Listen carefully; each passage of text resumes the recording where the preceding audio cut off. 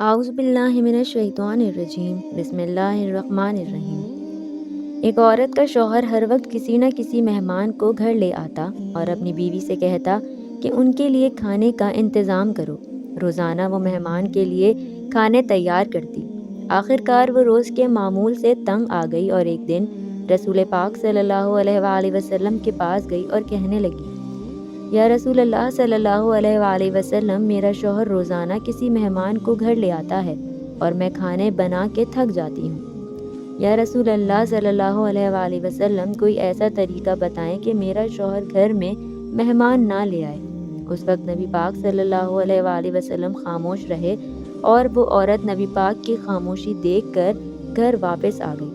اگلے دن نبی پاک صلی اللہ علیہ وآلہ وسلم نے اس عورت کے شوہر کو بلایا اور کہا کہ کل میں تمہارا مہمان ہوں۔ وہ آدمی بہت خوش ہوا اور آ کے اپنی بیوی کو بتایا کہ آج نبی پاک ہمارے مہمان بن کے آئیں گے۔ اس کی بیوی بہت خوش ہوئی اور جلدی سے اچھے اچھے کھانے بنانے لگی۔ جب نبی پاک صلی اللہ علیہ وآلہ وسلم اس عورت کے گھر آئے تو نبی پاک نے اس کے شوہر سے کہا کہ جب میں کھانا کھا کے واپس جانے لگوں تو اپنی بیوی سے کہنا میرے گھر سے نکلنے تک پیچھے دیکھتی رہے۔ اس کی بیوی نے ایسا ہی کیا۔ جب نبی پاک صلی اللہ علیہ وآلہ وسلم واپس جانے لگے تو اس عورت نے کیا دیکھا کہ رسول اللہ صلی اللہ علیہ وآلہ وسلم کے ساتھ بچھو، سانپ اور کیڑے مکوڑے سب ساتھ جا رہے تھے۔ وہ یہ منظر دیکھ کے بے ہوش ہو گئی۔